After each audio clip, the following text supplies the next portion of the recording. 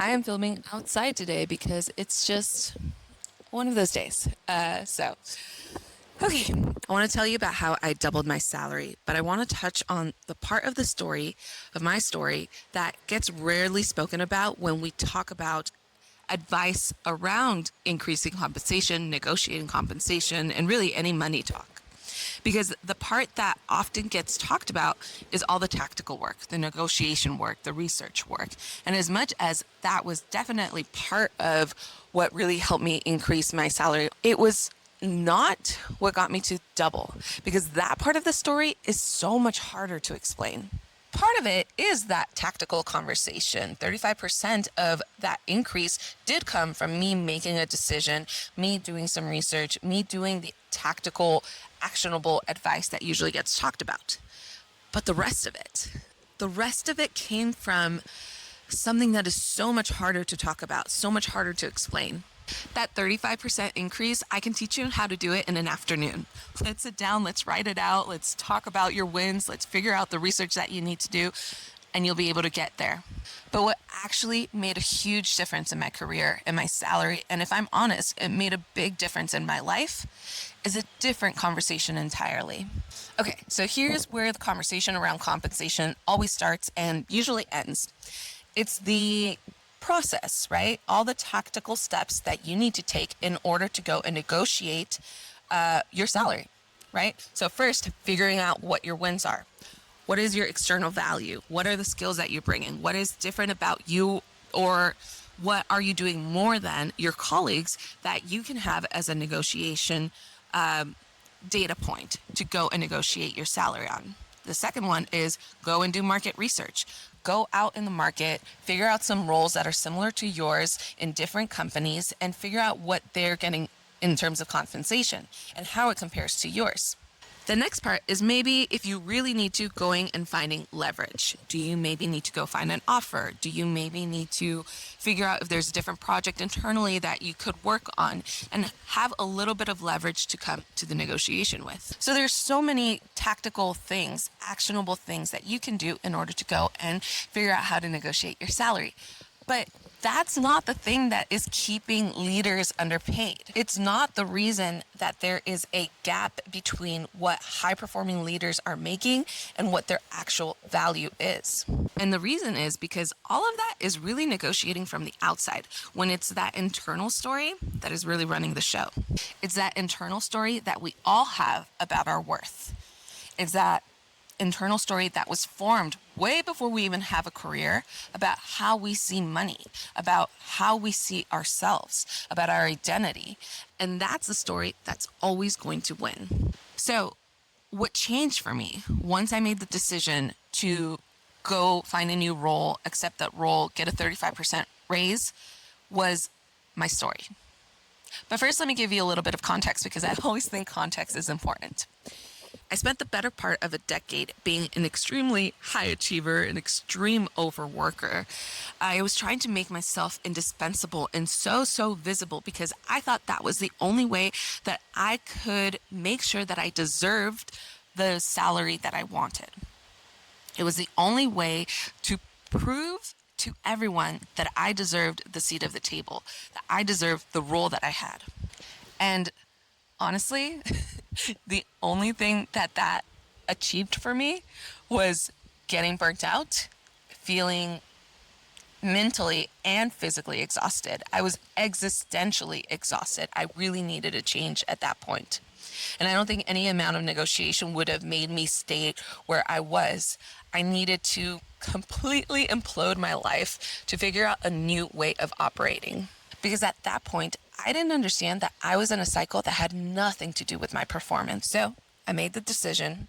I left. I negotiated for a different role, and I went and I started in a new role. But after that, I completely changed my approach to my career and to my role.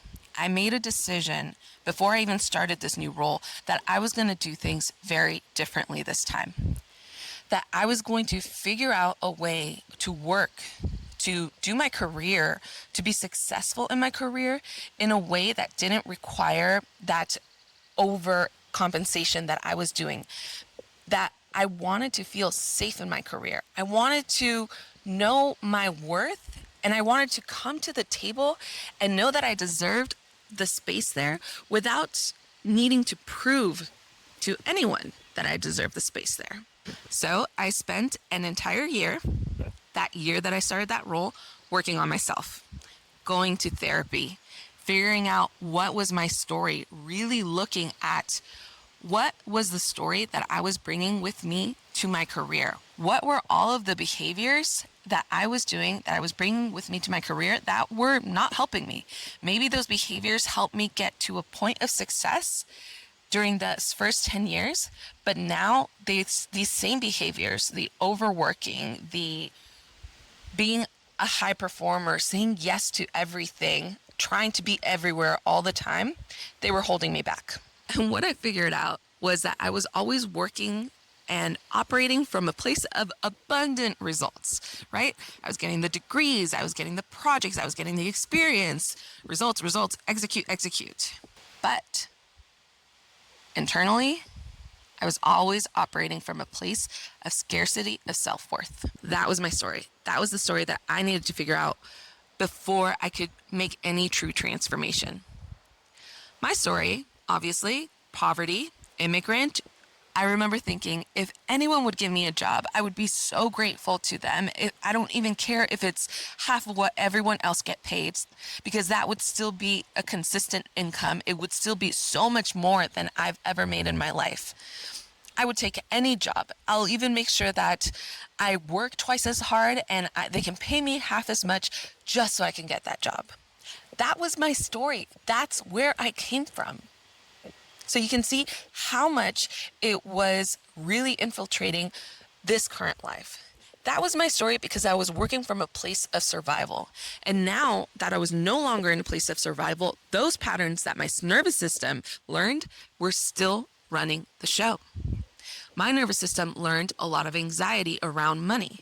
So anything that had to do with money, if I could just get a little bit, it felt safe. And that's how it continued running throughout my career. So I went to therapy. I reframed my story. If you want to learn more about how to reframe your story, there's a bunch of videos on my channel that you can look at. I really go into step by step how to really help yourself reframe your story. It's one of the most important aspects of this. Defining your story and reframing it will make a real true difference in your life. So I did that work. Went to therapy, kind of did a lot of self-awareness, that I had to be very honest, brutally honest with myself. Got very angry at myself for a long time. And all of that helped me transform who I showed up as at work. I knew who I wanted to be at work. And even though in my head I kept telling myself, that's who I want to be, I'm going to go into my job and that's what I'm going to be. I'm going to execute. I'm going to talk like this. I'm going to, have my executive presence do this. As much as I told myself, that never actually happened because internally it wasn't aligned with that ideal version of myself. So I had to do that work. So part of that meant that I stopped believing that my value had to be proven. It meant that I had to truly believe in my own value without the need for it to be validated anywhere else. And that made me come into rooms feeling very confident, feeling very secure, and feeling safe because I got to a point where I knew my self-worth and I knew what kind of value I would bring to programs, to projects. And if you saw it, great. But if you didn't, I no longer cared. I was no longer there to convince you about it.